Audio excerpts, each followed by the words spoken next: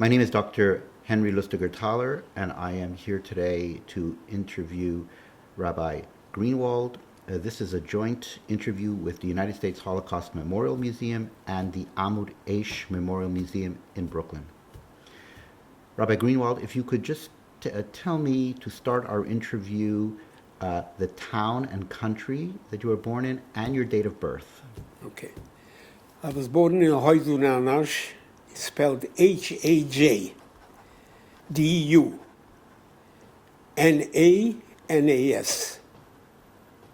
which is about 40 kilometers from Debrecen. Everybody knows that. I happened to have my early youth. I was born in Nánas. I was there. I was 2 years old when I moved 30 kilometers away to a little town which called Tisza-Dada. Tisza is because that's the second river in Hungary after the Donau is Tisza. Tisza is spelled T-I-S-Z-A. Tisza-Dada. D-A-D-A. That's the name of the town. Mm-hmm. But the Jewish population, the whole population of the town was 4,000 approximately. And the Jewish population was no more than close to 55 families. I spent my cheder, the teenage part, I would say like Aleph Beis class, the first grade I spent in that town. After that, my father, should rest in peace, decided that he wants me to go to English learning in Hajdú-Nánas. So I went to yeshiva, he went to Talmud Torah in Hajdú-Nánas, and I also went to English. In the English, so-called Hungarian,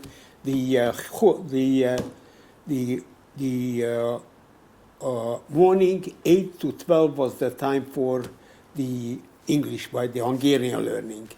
In the afternoon and evening was the time of being in the Talmud Torah, in the class for Jewish learning.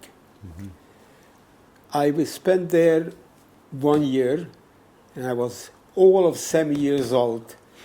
And this is not exactly for the important, but it's important what a man went through, different than today, or a boy. Mm. I had relatives, my mother's whole family, cousins, aunts, lived in that town. It was a town with 400 Jewish families. The total town was about 40,000. And they had a high school, they had elementary school for them, the Goyish, and egyetem, which is called the higher class after college. Mm-hmm. I ate every day of the week, 7 days and 7 places, for a whole year. For the year I was there. That was very in style in the Hungarian yeshivas, that the boys who came to learn there from away from home should have a day, 1 day a week for that year, for the learning year. And I spent it there, and then I came home, and I went to the Catholic school because they were the only ones who accepted Jewish students. And it was very especially interesting to see or to hear when the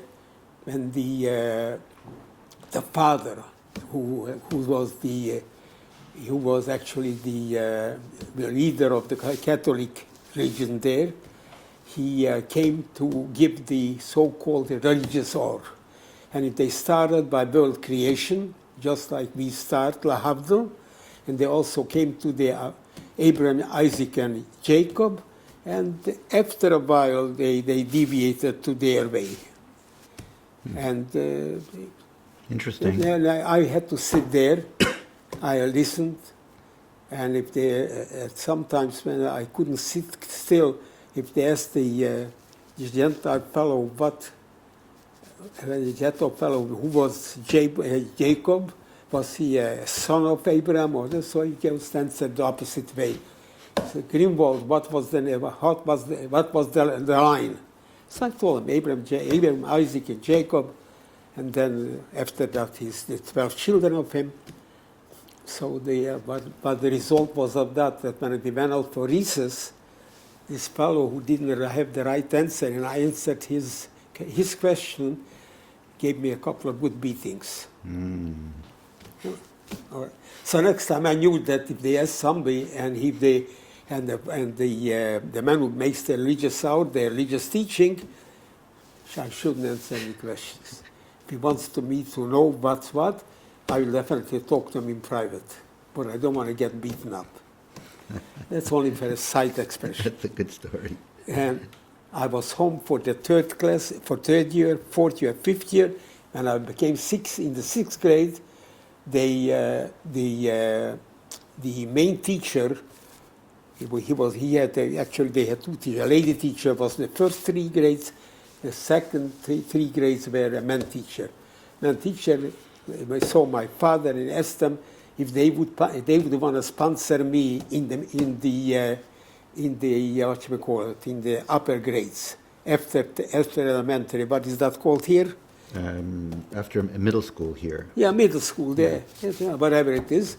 And because of my capability of learning and the way I had my report cards, I can be accepted there instead of going the last 2 grades here. They can count for the first 2 grades over there. That was only 4 years. And I had to travel at Weyerentown, but I didn't go. I left for Hajdúnános. Polgár was the big city. They had the high school. Oh, I meant to say high school. Uh-huh. And I went there, and I was there in 1940, and we didn't make the closing of the year in learning because the military, who was two ranks higher than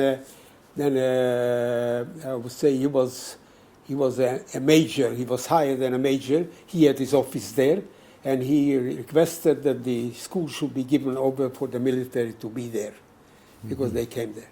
Yeah. After that, I finished the school. I went to another town to learn, where my mother's brother, who was a great scholar, he was the best pupil of the semi-high roof. This is something which is extraordinary, and I learned there for 2 years. The last year, before I'm trying to skip a little bit, last year, which came in 1943-44, my father learned me. My father was the assistant rabbi, but he was a shoichet. He was the, and he was a very good baltfiller, so he was the baltfiller for the shtut, and that's what. And then he was called in from 1941. You probably met the people who told you that. They didn't take the Jews into the military. With the turrets, they are not trustworthy. So they were munkatabo. Munkatabo was working, digging graves for the military, for sit there for targeting, whatever it is. They were Hungarian labor camps. Labor camp. Yeah. I mean, labor was like 400 people in one group, 500 another group, 300 another group, and they had they would have what do you call it over here, 3 ranks over the it's hard. I'm not so familiar with the names, or I would better say that I just doesn't come to my mind. But they were carried away they were behind the military. My father was in the Romanian border. He was in Poland, behind the border, behind the Russian war in 1941. And then he came home. And the last half year of 1943-44, 6 months he was home. And of course, in 1944, by the way, the 2 years, in 1942 and 43, you wouldn't believe it, but we had, for the Seder night, we had a guest who escaped from Auschwitz. And it was possible to escape, because what they did is they forgot to come back in the evening, and in the middle of the night they crawled down their belly a couple of kilometers, and then they started going. So do you remember the name of this individual? No, I don't. This individual told you what was going on? What? This They individual. told me the family. The whole town was mad at my father that they will be punished because he took in somebody, and he said, "Don't worry about it." And a day after Yom Tov, the first day Chalmud morning, he went to the train station and he took away these people who were hiding in big towns. In small towns, it was impossible to hide. Right, right. So he told us that what goes on. We knew already that Auschwitz is a place where they kill the Jewish people and they put them in fire and whatever it is. When the Germans came in, Could we, before we go there, could I just Yeah. hear a little bit more about your family? Tell me more my about family, your father and my your mother. father, my mother bore 8 children, and 2 of them died not in infancy. One was 2 years old, one was 3 years old, a boy and a girl. 6 children were deported with we went with my parents to the ghetto, and from there to Auschwitz. And of course, in Auschwitz, they only lasted 6 hours because we arrived on the first day of Shavuos, which was June, I don't know exactly, June the 6th or 7th that year. And we left Friday near a house, that's a big town. They put us in the cattle wagon in behind it, not in the station, but on the side where they do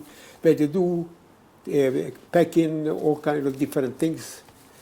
And we went for 2 days. Sunday noon, Sunday morning, 10:30, we arrived in Krakow. There we were kept for 2 hours because the transports were arriving from Hungary and from Slovakia and from wherever they came, so many that they didn't have trucks enough to put them into Birkenau and to unload them. So we waited for 2 hours, and then all of a sudden we pulled into, it was a short ride, about 6 kilometers, 3 kilometers, I don't remember. By the way, you know that Auschwitz was a very Jewish city. Very. For a fact, the biggest rabbi over here who is not alive anymore, the Satmar Rebbe, was his second wife, was the daughter of the Auschwitziner Rebbe. Yeah, Yeah. absolutely. The- Oświęcim in the Polish. Pardon? Oświęcim. Yeah, the Poles refer to it as Oświęcim. That's the Polish name. Yeah. When we arrived, of course, they pulled in. They opened the door. That was the first time they opened the door in 2 days. And my father looked out and he says, he watched a little bit. This one goes there, this one goes there. The working power goes one side. The old man and the very old man go on one side. In the middle goes the young mothers or mothers, middle age, and children. So father tells me, he says, Wolf, name is short Wolf, he said, you will go with my mother and help her with the 5 children. So, okay. It didn't take more than 25 minutes to push down all the packages because you couldn't take along anything. I mean, whatever you could take in your hand, they let you take till you get to walk to the crematorium. But the big packages, they just threw it down, and then came the Sonderkommando, it was called. You probably heard that expression. Who, when they came, the trucks came in, take it in there, and there are people there separating what was. So I followed my father's order. As I got off, we were lined up, and people went this way and that way, and I went in the middle. We went the mothers, children, and the youngsters. Youngsters could be 14, 15, 16, 17. Further than that, they went with the working power. And I was in the last 2 row. And the row was 10 wide, and it was gone. Where we're going to the crematorium, to taking a shower. And sure enough, as we start walking, no,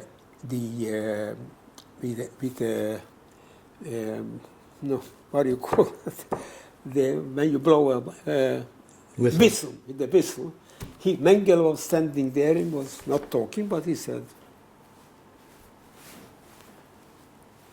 sometimes he spoke a word. And his assistant was there, and he blew the whistle that you get deaf from it. And the last couple of tents turned around. What happened? So he said, come. So everyone asked, me? No. Me? No. I asked, me? He said, yeah. So I come there. Before he's ready to talk to me, I said, ich möchte mit meiner Mutti gehen. I would like to go with my mother to be ein Gehilfs to the Kinder. He said, the Hund die Verfluchter. He said, you cursed dog. He says, go there, where my father was. And he was very mad because, what are you talking to me? You don't even know where I send you. I take you from one place where you're not there anymore, and we put you in another place. Anyway, I went there. I went with my father together for 2 days, and the second day they took him away. They took us away. They selected from the arrivals anyways from 14 or 15 up to 18 years, 17 or 18 years old, youngsters, for to be a separate group. They had about 900 of them, and a day later, after I arrived, I slept in one bungalow. We lined up, and they took us in. This was called the Zigeunerlager, because the gypsies were there. They also took the gypsies to the crematorium, you know that. Mm-hmm. And there was 2 blocks empty, and here the transport were coming so fast that they didn't have where to keep them overnight or till, because the people in the morning were waiting there, coming from all coal factories or other type of factories to request 500 men, 300 men. Usually the procedure was that you work there for 3 months and they send you back with a truck straight to the crematorium. So I went there also. The youngsters they selected because they wanted to show the world. You know, there was spies everywhere. And I tell you later on, in a very incident you will find it will be interesting to you. So we put us into barracks, and they gave us our portion of bread, and we did nothing there. They took us out in between the 2 barracks. There was like a standing place where they used to count the people every evening, and we made exercise, whatever it was. As I could orient myself, and I know where to figure out where I am, because I'm in a new place, I went to the electric wire, which was next door, which was between this camp and the section of the camp, of the other camp, where my father was supposed to be. I met Aid, and I didn't know him. I said, could you do me a favor? He spoke to me Jewish. He says, go into the barrack and ask for my father's name, Mendel Gershon Greenwald. His son wants to talk to him. I wait for 20 minutes. I figured that he forgot that he has to come back and tell me something. Finally, he came back. He says, you're a little too late, because he went away on a transport today. Where he went, with whom he went, I never found out. For a fact, I wanted to create a day for your side, for my mother and the 5 children, siblings. I created a first day Shvias. That's when I keep the Yortzeit. For him, I kept the Yortzeit because his mother passed away when he was engaged to my mother. And that was 4 days in Cheshbon, which is about a week after Sukkot. And that's how I kept it. For a fact, the first 2 years, I kept the Yortzeit, the second day Shvias, because I figured out to my foolish self, child, figured out that if I arrived on Sunday, which was the first day of Shvias, this probably he was away. Then when I found out that he went away from Auschwitz, but next year I do it the first day of Shvias always, because that was the right way for my mother and children. And for my father, I do it the same day when the grandmother. Because that I know for definitely it is. And she, for fact, my father engagement took 11 months, because in those days they didn't let you get married on your side if you say Kaddish after one of the parents. Mm-hmm. So married. Anyway, I was there for about 6 months, 6 weeks in these 2 barracks, and we have done nothing. We could go for a walk. I have seen, this is important, that a week after I arrived, which was Sunday, the first day of Shvias, Tuesday, a week after she was Isra Chag, she was the Sanzer Rabbi's son, who lived not far from Hoydun Anash, arrived there. Shulam Lezer Halberstam. He arrived, he was brought there. He had a chance from the ghetto where we were that somebody wanted to give offered a $250,000 penge, which was a lot of money at that time, and that he should go in and take that whole family and bring them to Budapest. A bigger city, there was more chances. When they arrived, he had a dream with his father a night before. His father asked him in dream what he wants to do. Does he want to pass away here or he wants to go there? And he knew exactly what there means. He says, the difference is, over here you pass the world, this world, and you go to the other world. There you have Kiddush Hashem. He says, I definitely want to go there. So on Friday, and he going up, the Oberleutnant, I don't know how we transfer that, this is somebody with 2 golden stars. Mm-hmm. Says to, comes there, and he says, where is Rabbi Halberstam? And he said that they are here from Weistock, who was a very rich man, a rich family, in Yeretjaz, not far away. He says, he want to take him out. So they told them, you going any place. Besoch Ami Ani Yoshev. I will be with my people together, as long as I am. And he went to Auschwitz, but I went. There was one transport, then I went with the second transport from the same place, and he came with the third transport. So you have there, he wasn't able, he was an old man, an old broken down man, 81 or 82 years old, and he could even get up on the truck which took these people who couldn't move practically, and just take them to the crematorium. They had wagons, horse wagons, who had 6 boys from the camp, like a piece of rope and a ring. The ring was put out, and they pulled the wagon there. And they helped them to get down to that wagon, and he was taken.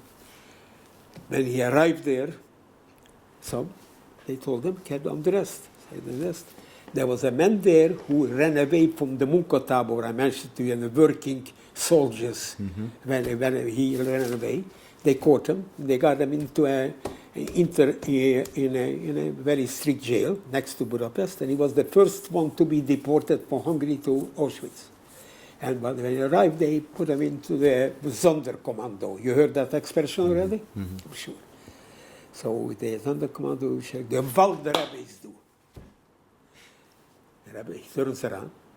He didn't know him. He says, the Rebbe ken mich nicht. He said, you don't know me. But my father is a big chused of him. He went there. So, so he went to Weigwörter and get the bodies into the crematorium. He tells one man, he says, ask that man to come back. He comes back, he says, ich will finden a Teuwe. I want a favor from you. He says, what can I do for the Rebbe over here? I say, favor. He couldn't do a favor. He says, nothing. He says, but listen, when my turn comes to be shipped into the oven, he says, I want you to take a talus. And there was many talus, and there plenty, hundreds of them, because the Jew, because I'm just mentioning this, that when a religious Jew got off from the train, which was the last transport, but he took first the talus in film. So they had many talus in there. He says to him, he says, I want you to put me in a talus, and if you do that, I promise you that you will have Olam Habu. And I heard that from him about a week later, because at that time the Sonderkommando lived in that camp where I was transferred into. And he said they used to come in loaded with all kinds of stuff. They could bring in whatever they want. After 12 weeks, they were gone. They were new ones. And he told me the story that the Rebbe made. That Rebbe married off a son's son 6 months before the deportation, and was Nobody was home in that town where my father was the shoichet. So the rabbi called me, the rabbi called me, he was a very famous family. He says, I make chasana next week, I make a wedding next week. He said, you will sing me Adir. But you sing for the chus when he arrives to the chippah. I said, Rabbi, ich kenn ich. He said, wir schon kennen. And Shulam Lezer was standing there because he was the grandfather. He came with a car, and he gave Siddur Kiddushin, and I sang Miyadir. But in order to tell you that my mother came, she came to give a quittal for the rabbi, and write down the name of the children, the name of my father. That was 6 months before, just about 2 weeks before Rosh Hashanah. And sure enough, he takes her down and says, "Wie heißt er?" But what was the problem? This about this person whom I'm going to tell you was the neighbor. And the little young children had a fight with themselves. So he came with a big axe, with an axe. An axe means a big, what you use to chop wood. Mm-hmm. So that he's going to kill the family. So my mother was nobody to protect her. So he says, "Wie heißt er? What's his name?" So I, with my mother, looked together. He has no Jewish name. He said, "Wie heißt er?" Andras. Andras, because heißt der Mameru. Borcha. Andras by Borcha soll verkappt werden. He should be taken away. Next day he got a letter that he should come to the military. He forgot to come back. I mean, there was Yidden who had something with them. Mm-hmm. So he went so far, just to close this thing, sure. He went so far that when he arrived, I knew where he's coming from next time with the highway. And every town had a couple of people and a couple of places where people go through from one town to another, and tell them to go on to stop off at the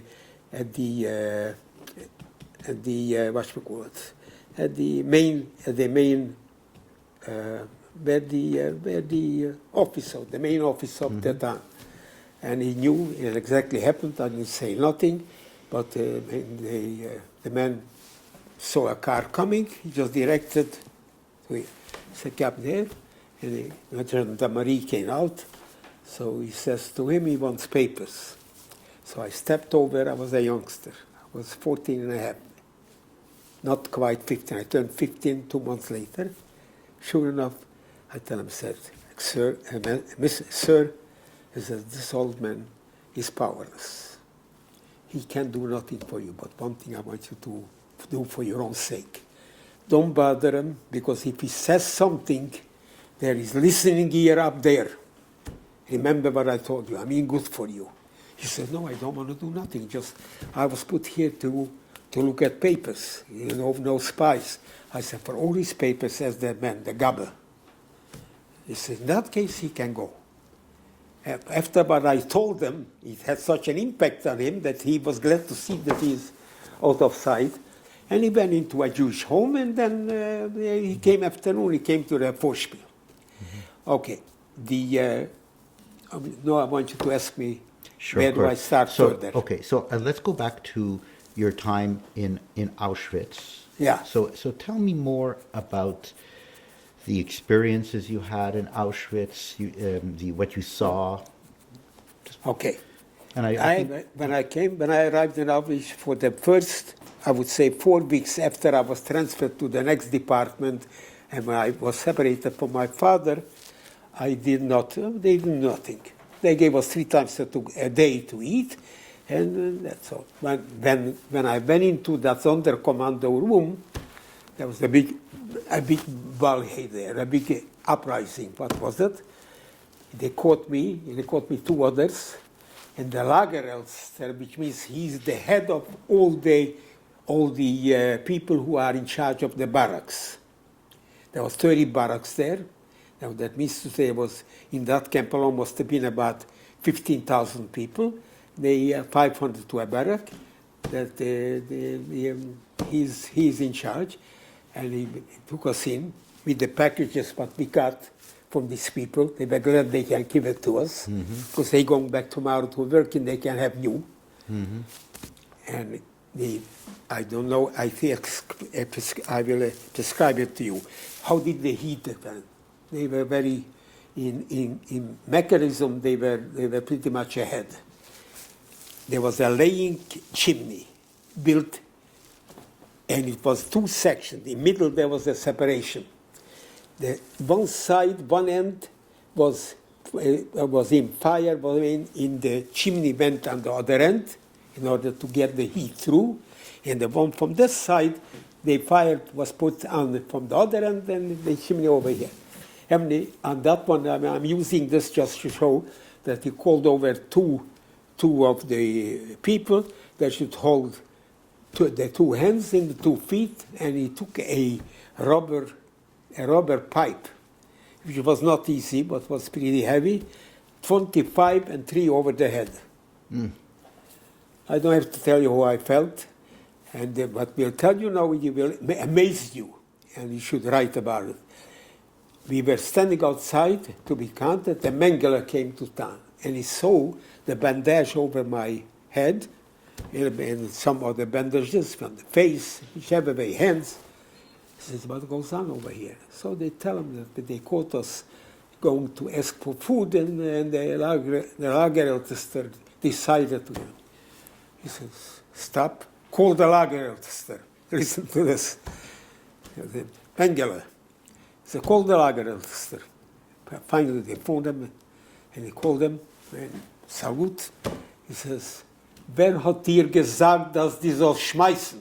He said, who told you that you should measure out the punishment? He said, nobody, but I understand that he's not punished. He goes over to him. He had a big sign over here, L.A. Lagerältester. He wrapped it up. 40 Tage bist du nicht kein Lagerältester. A punishment that you lost your rank. Mengele, a big man who killed so many millions of people. So this was, but for there on, after that, there's another thing happened, that 2 boys had some rashes, and it turned out it would be scarlet fever. So the whole barracks, all the workers were very curious, because they figured that since this is a very transferable thing, a sickness, that they're going to send us to goodbye. What he did is, he found out that in the first section of the camp, which only had one line of barracks, there were plenty of places, and that one was on the end of the camp, or at the beginning of the camp, whichever way. From there you could see the SS camp where they had their place for resting, whatever. He says, have you got enough room there? He says, well, we have two barracks for sure. He said, that's just good. And we have to take your things, and we went there, and we were there and we are not supposed to go out from the camp. And the Blockältester, who is in charge, Blockältester means the one who is in charge of the barrack, cannot go there either. He used to pass by outside of this compound was the highway which led to the SS place. As he said, he used to stop off. He says, call me the Blockältester for barrack number 9. He wanted to see whether he's in there or not. Call me the Blockältester barrack 3. Second time when he was there, and he prescribed the whole thing, but we should make exercise every day in the morning because we can't go no place. He says, and you follow through the order. He says, so watch the exercise. He was satisfied.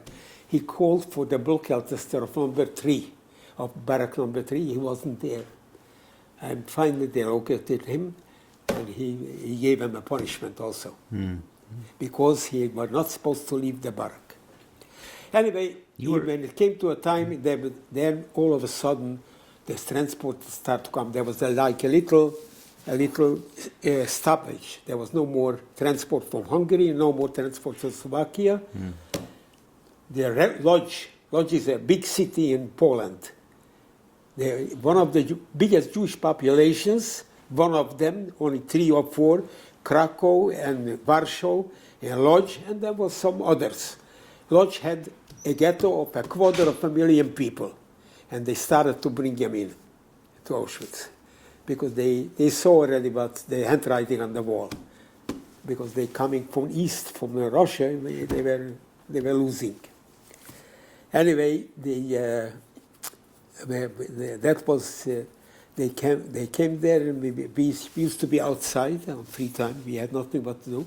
We used to watch the way Mengele was making with his finger. It happened to be that the gentleman who was in charge of the main committee in Lodz came with a separate wagon. So he wanted to know why is he with a wagon. He said because of more space and more. He says keep them there, don't let them get off. He took a truck, a big one. He backed it to the door. He said let him with his family go in there, straight to the crematorium. Why? Because he knew everything what was going on, and he knew too much. So what they did is already they started in July, August. They started already to liquidate people who knew too much, who were there for 2 years, 3 years. There is too much to know. So that's how we were watching what's doing with them. Then Theresienstadt came in. You heard that name. Theresienstadt was outside of Vienna, a few miles away, and all a part of the Hungarian Jews were transferred over there. They were with the families there together. And some of them then, later on, were transferred to Auschwitz. The same thing happened with people from Holland. They were in a ghetto, they were there, but then on the end they tried to bring them in. We were transferred back to not to where we were, but where I was the first 2 days. And that's where I was, and that's where Jonte was, and there was the selection which took place before Rosh Hashanah, before Yom Kippur, before Shana Rabbah. You were in Birkenau at the same time that the Weizener Rov was... He was in Block 13, and that's where I was also. We were selected Erev Rosh Hashanah, which was on a Friday. Erev Rosh Hashanah was on a Sunday, but Sunday doesn't work there, Mengele. So he made it on Friday when all the people were booked back. He went through every barrack and he selected people to in a separate barrack. And they put us in the barrack number 13, and we were there. There was there about 300 or so youngsters, and there were about 500 of middle-aged, elderly people. So we went in there. There was a couple of rabbis from Hungary there, and we all had prayer books. Not officially, but through people who had connections to their packages where they arrived. And sure enough, for Shabbos nothing happened. Sunday nothing happened. Monday, all of a sudden we had minyan. We had minyan. Everybody was Jewish there. When it came noontime, just towards noontime, we finished Shachris, and Mengele gave an order that they should line up all the people from this close barrack in another close barrack. No, for this one separate, and the other one was about 22. This was 13. And when I was last year in Auschwitz, the barrack is not there, but the foundation is there. Of Barrack 22, you're saying? 22 is the barrack number, the other one. I see. Uh-huh. Yeah. Sure enough, Epstein, the Professor Epstein was the head of the medical school in Prague University. And this lowlife has been studying there. And he came in and they brought him into the concentration camp. And Mengele used to make all the selections. Here he says, makes the helpers there, the workers there, made quiet and put us together in a row. There was a big theory. He says he made an announcement that the Red Cross from Switzerland, who were the biggest anti-Semites. Tell me, I found this out a little later. accused us that we are taking healthy people to the crematorium. Because they claim that only take sick people to the crematorium. Sure enough, he says, Epstein, come out here. He said, come over here. He says, we are going to make the selection again. These people who were closed up already to be taken crematorium, either at the middle night from Rishon or the last night. Yeah. So he says, but he says in German, I try to repeat it in English, he said that du will do the selection. Du willst machen die Selektion. Das mal, was die machen. This time you will make the selection. I said, nein. Sagte der Herr Strumbandführer, that was a high rank Engler. So, ich habe gesagt, die soll es machen. He didn't want to give in. He gave him 2 smacks between everybody saw it. So the geklingen, you could hear the sound of it. 2 smacks on his face. The man was an aristocrat, a very big man in knowledge. Anyway, so he took it because it happened this, so he saw, okay, so he did it. So he went, they started to go by line. He says, wie alt bist du? He asked, Epstein. 16. Bist du gesund? Ja, geh da. Before he looked around in 10 minutes, there was more people there on the middle of the road to be taken out than it was left over here. He comes over and goes to him, he says, halt, hold it. He said, das ist alles gesund bei dir? Die Hund, die Verfluchter. He said, you cursed dog, that's all healthy by you? Everybody back. And he took out 42 children, 42 youngsters, and then he said, everybody back in the barrack. And I went back also. I didn't have a job. Sure enough, that was Sunday. That was Monday.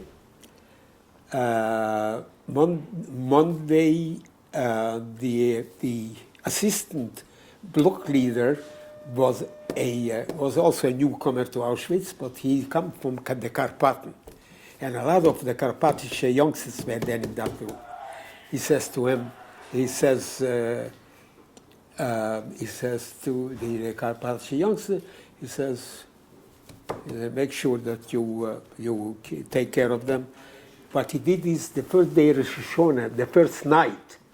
There was a little window in the barracks, which was between the roof. The roof came like this, allowing just a little bit, then the windows, and then the bigger roof over the window.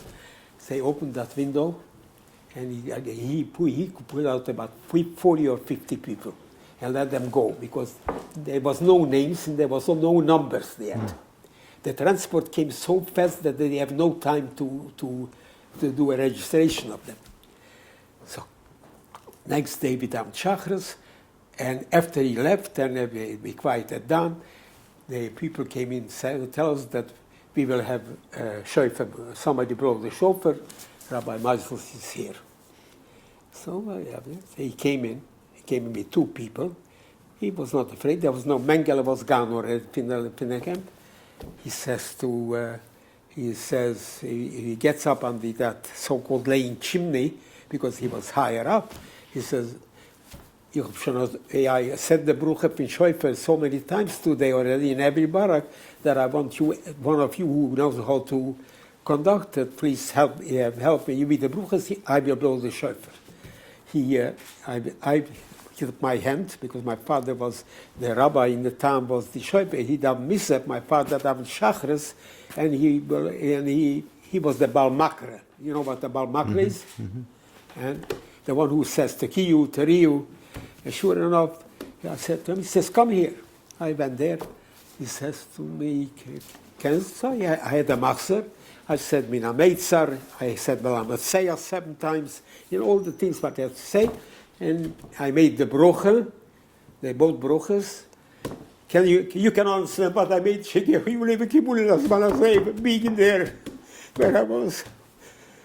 Anyway, I said 30 tekiyas, the weight done all years, and he went.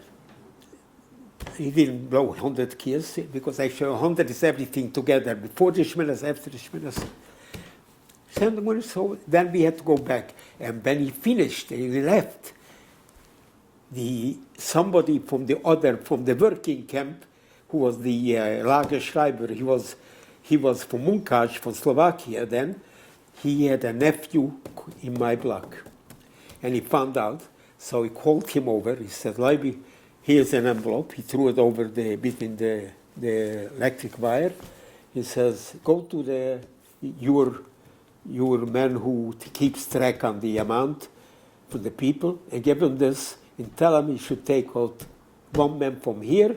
And he gave him the name of the nephew, of this cousin. And he went to him. But on the way he opened up the envelope, he saw two $20 bills in there. $20 in there. A lot of people had money, had money in the pads, whatever they had, whatever they wear, they let them wear it.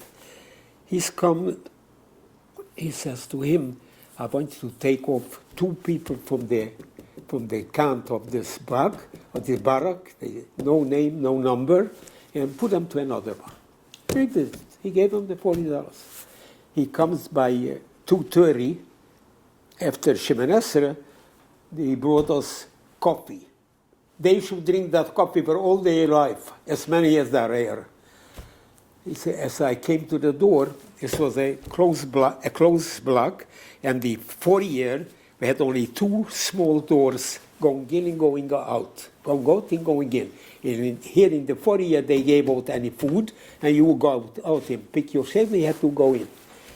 The Leiby Kaufmann, the assistant, the director of the block, saw me. He was standing next to me when I by Tia Schäufer. He says to me, he grabs me by my shirt, by my neck, pulls me into the room. He said, you going out from here. I said, Leiby, ich gehe nirgends nicht. He said, the weiß was do is do. He said, do you know what goes on here? I said, no, exactly. He says, so what is this? I said, I have 4 friends in the barrack. They're in there. We made up that tonight, which was the the second night of Rosh Hashanah, or tomorrow night, we will meet our parents who were up there already for so many months. He says, you are crazy, you are a sugar. He grabbed me, he put me on the shoulders, and I walked out. I said, Leiby, like me geroep. Don't have to carry me. He said, you want to run back? I said, Zri geht a koze. A goat goes back. I don't go back. Anyway, he can take me to block 22, and he tells the fellow there, he says, keep an eye on him because he wants to go back. And this I tell you is a private story, but it's part of my knowledge. He says, I think so. He took care of me. The second night, the middle night, there was a Lichtsperre. Lichtsperre means there was no light in the whole area of Birkenau. And the trucks came in, and they stopped at a certain barracks, and told for everybody to walk up to the trucks, and they took him to the crematorium. I went under he came into block 22, he says, it was dark, a little light in the front, so he asked the man who was in charge, he said, habe ich meine Selektion da gemacht? Did I make my selection over here? He said, yes. Yes. He said, danke schön, good night. And that's how it went. And next day, I went to the barrack there on block 13, and on the side, I said goodbye to my friends. All kind of different stories. So one of them said, no, it wasn't stupid. He says, when you were here, he says, you talk different. He said, you are right. I have nothing but to say. He walked out from the front from the barrack. The barrack was a long barrack. He saw me. He picked up a stone and threw it to me. I looked, what are you doing over here? I walked over to him. He said, take it easy. He said, I came over here to say goodbye to my friends, and I want to have all my film, my scissors, and my masoya, my mishnayos, everything what I had. He said, I can't give it to you now. He says, tonight they are going out from here. You come back tomorrow. I give you whatever you need, whatever you find. I went back next day. I looked. I saw that I can't find it. I said, I want nothing. I will try to get new ones. The new ones I got, I had a first cousin in the working camp.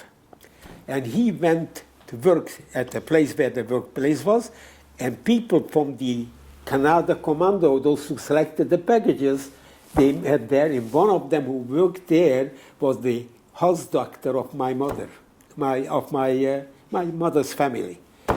And I gave him a list. I told him he was in the camp where I was.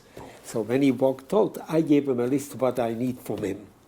I said, once you help him, please help me again.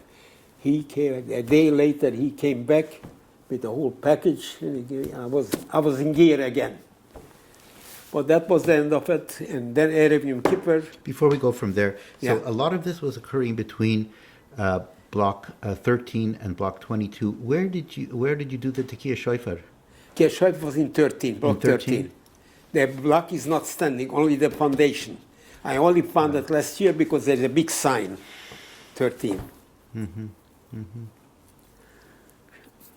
Weizenstein I didn't see till I came to this country in 1947. He was in Chicago, I was here. But he had Yurtzeit, when the Baba Roof had Yurtzeit for his father-in-law. He was, for the former Baba Roof, he was a brother-in-law. The two wives were sisters. And I had a friend who came with me together on the ship. And he told me that he was from Vaz, and he says he wants to go see him. I went to see him. The Baba Roof had exactly less than 10 people on the west side. The Friedmans, Dr. Friedman on the west side, whose name, I don't know exactly what the practice was, but they were Bobover. And they brought him to America, they bought him a house. But he wasn't ready to settle there because the place was not called for and the people who arrived didn't arrive on that section. I waited 2-3 minutes. I didn't speak to nobody. I see the Baba Roof coming in, and he just wiped his hand because he washed. He had the Yurtzeit Seder, and the Weizenstein was sitting next to his chair. I gave Shulam for Baba Roof. Next one I gave Weizenstein. He gave a Shulam, he wants to take his hand away. I grabbed his hand and I didn't let go. He was a very smart man. He looked at me, he says, Busidus, what is it that you're not letting go my hand? I said, you know who I am? He says, I don't know. Who are you? I said, name is not important. I will quote a part of the drusha what you said before you blew the shofar. He fainted on the spot. He got himself, and then when he used to come to New York, I always found out that somebody to call me. When he comes in, I always went to see him. For in fact, he was single then, but he got married again. After he got married, but to his marriage, I went to the Chasana, and I was the one in the car who took the Satmar Roof to be Masada Krish. After that, he came with him, but then when we left Auschwitz, I didn't see him till I came here. You know his son's And I told them the passage, what he said. He said, in English I tried to translate, he says, Almighty dear, he says, how many children would Abraham really wanted to sacrifice for you? One, and you didn't let them. How many were sacrificed over here, and how many will be sacrificed after? So he couldn't take the comment. I mean, he took a comment, but that was the end of it. Okay, I'm finished with this part. Okay. I don't know whether you want to listen to another part. No. If you want to speak more about this part. No, please. this part after the Shona, after this, I have a Yom Kippur part. So that's that would be that's a geschäft for itself. But since you are here, what time you have? It is. What? It's 11:05, but we can talk for as long as you like. 5 to 11. 11:05. So we've been Past 11. We've been speaking for an Okay. hour. Do you want after this happening, from being free from the crematorium, a few days pass by, and all of a sudden, Erev Yom Kippur, there's a Lagersperre. I mean the camp is closed. No group can walk out, like this group walked to to bring in green grass to beautify the campus, so forth, so on, whatever they wanted.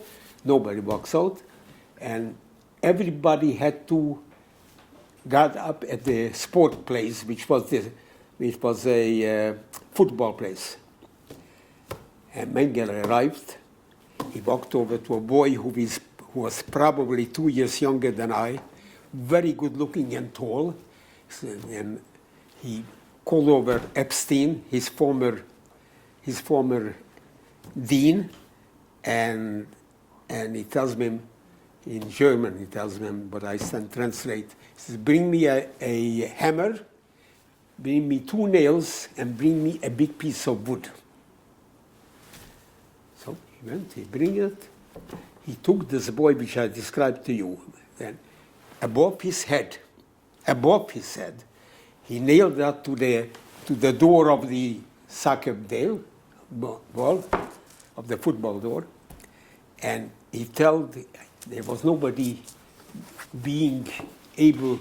I mean, he wouldn't find, and he knew that there is plenty of listening ears over here, because there was people who were mechanically inclined. They had broadcasting station hideaway, and they told them exactly what's going on, and they knew right away how many transport came today. One of them they caught. Anyway, Yes, I'm sorry, you were saying that there were who had these broadcasting stations? Who had these stations? These the next door, from the 2 barracks where the youngsters were over summer was 25 barracks, 27. 27, they traced it. They brought in experts to listen to the broadcast, and they started to go after the son. Sure enough, they laid his hand on him. And what did they do? 1, 2, 3. There was an announcement made that after they were counting, everybody, all the 30 barracks, we walk over to the sports place. Or better said, I think it was in front of the kitchen, which was a huge, huge place. And there they hung him. No, blockades, there they hung him. I have nothing more to add that. After that, Erev Yom Kippur, as I made 8 times, I made it in to go in to see whether I can make myself higher, because what he did is he did to height. He was selecting. What he's going to select? Tell me, take off my pants. He said, he saw me, and he recognized me. He says, "Du warst zu viel Mal da. You were too many times over here. Wenn du noch einmal da kommst, you schießt dich tot am Ort." He says, if I don't come once more, he will shoot me on the spot. I didn't take no chances. There was every 10, 15 people. The workers, who were also inmates of the camp, took to the clothes box. The clothes barrack wasn't too far away, but when it came to the door, I started to run. They ran after me. They lost me. I stopped at block 19. The blockhelster was a German. He was a Berufsverbrecher. He was also an inmate. He said, Junge, he said, youngster, come to me. He says, I don't have the people that I had in the morning. All mixed up. So that's where I was there for Erev Yom Kippur. Yom Kippur, I davened, and late afternoon, we had to go for disinfection. When we came back, it was still daytime, more or less, so we done Nila mit Minyan. And the Weizstein Dayan was there till with me, together. I haven't seen him. I didn't see him.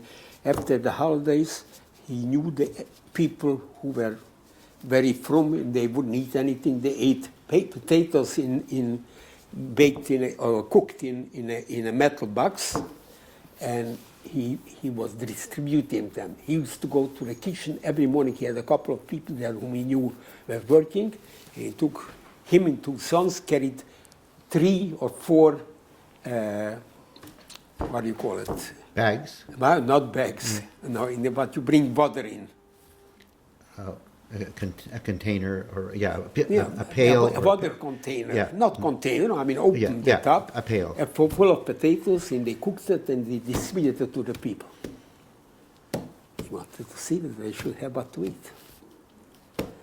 I came to this country. I knew he's in Chicago. I wasn't able to get there. I was in yeshiva. I was in yeshiva for 5 years while being here in Chicago. After that, after the two crematoriums were blown up by the workers. They bought the stuff from the Polish workers who came in, made friends with them. They give them good money, they give them gold, they give them vodka, whatever they had. And they did, and all of a sudden in the morning is a boom, boom, boom, boom. Fine. But they did is they called out the SS guard and they around the whole camp, the whole Birkenau, and 90 people were shot because some of the people started to run away, but they shouldn't. But there are many people who went on their belly, and they made it. Some of them whom I met, and that was Yom Kippur. That was the first day of Chalamoid Sikas. And what they did is they took all the Sonderkommando from the different crematoriums and they marched them in. It was cold, what we call, marched them in and kept them in the middle of the day. And no people who are from that compound are supposed to be out. I opened the door, I looked out. They took off their jacket, they took off their sweaters, and, warm things, and took it off and threw it to us. He said, I don't need this. He said, maybe for another hour. He says, you can use it. And most of the workers were, of course, those who were not in service then, they didn't touch, but those who were there, they killed them. Then, the next day, I was on the street there in the regular camp where I was, and a sergeant who was with me, who was in Auschwitz, recognized me. He says, "Weren't you in Birkenau?" And this was in Bergen-Belsen. No, this was in Birkenau. He says to me, he says, I know you. And he says, you want to go into that barrack? I said, I don't know, but it was in the low numbers. When he walked away, I walked the other way. But anyway, we walked, I was then caught. And the afternoon, the second day of Chalamoid, if I'm correct, no, the first day of the second days, which means Shmini Atzeres, they made a Lagersperre, they closed the camp, and we lined us up in the middle of the road, and he said, and we walked to the crematorium. We were there again, about 1,000 people, less than half youngsters. Mengele disappeared because he knew the Russians are coming fast. So he took order. He probably spoke to Himmler. He told them, he says, go wherever you can. Sure enough, he had big packages of diamonds in gold, in platinum, whatever you want. That's how we wound up in Brazil, behind the rainforest. As we were closed in, and the door were locked, we were undressed, all of a sudden the doors were opened. That was the first time in 5 years, or 4.5 years, that after they put the lock on, after they put the hard, they unturned the lock, that it opened up again. Who is standing there? The Lagerkommandant. Lagerkommandant, his name was, first name I don't know, but Schwarzhubert, that was one name. He says to the workers who worked there, he says, all the elderly people should go in the back, and all the youngsters should go out and line up 5. It was cold. But we went out, and they helped make order there, the workers, quiet. he goes around and is talking to himself. And I knew German very well because my father had an elderly man who was a principal in a school, but he was over 80 years old, that he taught me German right in speaking. And he passed away, and he didn't go to Auschwitz. And he says to himself, the Lagerkommandant, he says, der Hund verfluchter, he said, that cursed dog, the Tag of Abrechnung kommt, the day of accounting is coming. He was talking under his mouth. Because he knew where they are. He knew that the Russians are not far. They were getting Warsaw, they were getting Krakow, they were getting it. He says to me, as we stand there, so we are standing long line, five lines of Derzat and 5 lines of Derzat. He says, no, we are standing on the short way. He says, everybody should make a left turn. So he was going through the first line, picks one boy, he says, how old are you? He says, 16, I turned 16. Are you healthy? Yes. He says, can you run? He says, yeah, of course. He said, let me see. Okay, stay there. That's how he did it. He picked a boy here, he picked a boy there. I know what make him pick that one, suddenly picks me. He said, how old are you? I said, I just turned 16, August 13th. He says, are you healthy? I said, yes. He said, let me see. So I ran. He selected 52 boys. And he said that the oldest, they should go back because they go on a transport. They were smarter than that. He didn't want to look in their face. He came with a motorbike, and he said to the people, the group who was selected to go back to the camp, he says, go inside and take whatever you can, wherever you find something which will fit you. I'm going back to the camp, and I'm going to ask where the leader of the Bekleidungskammer, which is the people where they keep the clothing. They fixed it. They had a whole group for that. Sure enough, when we arrived by foot, it was not that far away, but we came back. He was there, and we all kept quiet, and it started to go through. Everybody got 5 shirts. You get a suit. Somebody there were people there for the workers who took, he could get as much as 10 people at one shot, and he took an estimate what he needs for a size, shoes, stockings, everything, and a winter coat. When he finished, it was about 2 hours later, he says, Junge, sind Sie zufrieden? He said, are you satisfied? He said, Danke schön, with a big mole, everybody together. He sat he went on the motorcycle, and he went away. This man used to come every day to the camp, summertime yet, and in order to run the emergency room, they needed all kind of things, all kind of medications, and quick medications by not coming to the hospital. He says to the man who was in charge, who was the head of it, he was a big industrialist in Warsaw, Jewish man, I don't know the name, and he says to him, he says, have me a list put together, I'll be here tomorrow morning between 9 and 10. He came for the list, and he went to get from wherever they had stored all these things. He came, he says, in 1 hour, I want you to have here 5 boys to help me unload the truck, the car. And that's how it happened. And he was, because of this, Himmler, his name should be burned. His made it that he was a very good man, very kind-hearted man.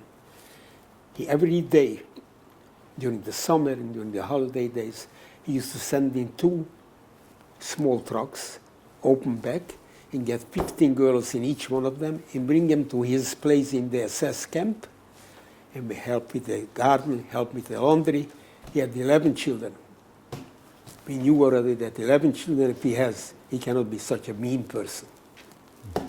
And then of course, he was punished. He was transferred from there in, and unluckily, we got the biggest dog in the SS industry Sturmbannführer Kramer for to be the director of Auschwitz, and he was our now what was happening more, I would like to make another session.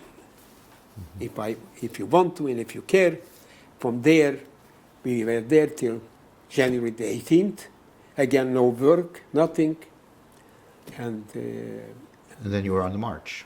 what? You were then on a march. And then January 18th, I went on a march, Thursday morning. And we marched for 2 days, for a day and a half actually. And then Saturday night, we went over Friday. That was Thursday, Friday noon. Shabbos afternoon, we'll walk from one side of Gleiwitz to the other side, because they had their empty empty wagons where they carry merchandise. And they put us in barracks. All night the bombs were coming down on the station. The station must have been a few miles in each direction. And not even one bomb fell on the camp where it was. They knew exactly the parameter. And an airplane used to come and make with a white thing, a circle. Then they came in the airplanes, and they rained them down. We used to hear when they hit a cattle wagon, which is a heavy one, that all of a sudden it just turned up from the tracks. I mean, in more details, I don't know where. I mean, I know the trip took us 2 weeks to get to Bergen-Belsen, because I only got to Bergen-Belsen in January 14th. I'm February the 14th. No, I left February 14th. We went to Mauthausen and they didn't let us in, because the typhus was burning there. So we were told to go back. So we went back all the way to Berlin. Next to Berlin is Heinkelbergs. That's where the airplanes were produced. It was not in production anymore. And they kept us there for less than 1 week, and then they put us in regular trains, and they took us to a 2-hour ride to Bergen-Belsen.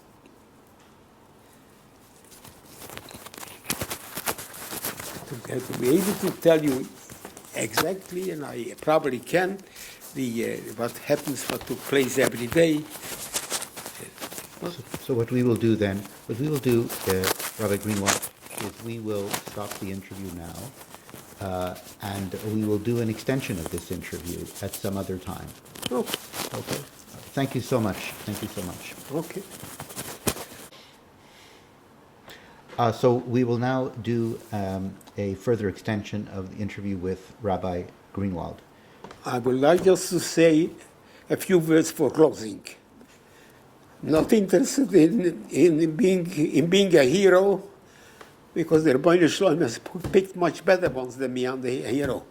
And I've said this: if we have any idea how much we owe the Almighty for the favor that He actually gave us a present life. I mean, it took so many others, but nothing. We don't know why. There is an old story which I heard. There was a big rabbi in Lakewood, Rabbi Kotler, Aaron Kotler, you probably know. Yes. He had a class of brilliant students. Well, he was once giving a shiur. He probably knows. He doesn't know what a shiur is. Shiur is when your teacher is teaching you. And he asked him a kasha, and he was looking, but he couldn't find the answer. But he said like this: he said, "I'm not going to keep any more time, because I'm going to try to dig in and see if I have the answer for your question. I will call you and I will let you know and let everybody know. If I don't have, Simon, that the question is not a question. It's because every question has an answer. If it doesn't have an answer, it's not a question." So I told my family, he says, "You're asking why you are here and why the other one is not here?" I said, the Almighty did not take any advice from me or from anybody else. He did the way he wanted, did what he wanted, and he does what he wants. But I want you to know one thing, that it's a very hard thing how to thank the Almighty for a present like this. This is not a present, but you buy in a store. So they got the message. I spent in Auschwitz about 4 hours. And when I went, I said, it's not a pleasure to come here, but it's important to be here. I am now stopping this interview. I may or may not make another interview about the last couple of months in Auschwitz, when the Russians were coming and were coming nearer and nearer. I got would you believe it? I got, after December 20th, I got my numbers. Once they realized that they have to go, so they wanted to make sure that everybody has their tattoo. Till then, it wasn't important. I wasn't ready. The people who were so broken there that very few decided to escape. I hope you will have business with happiness more than with this. However, I must tell you, you're doing a great mitzvah, because this will record it for the future generations. Hopefully some of them learn from the greatness of the Almighty.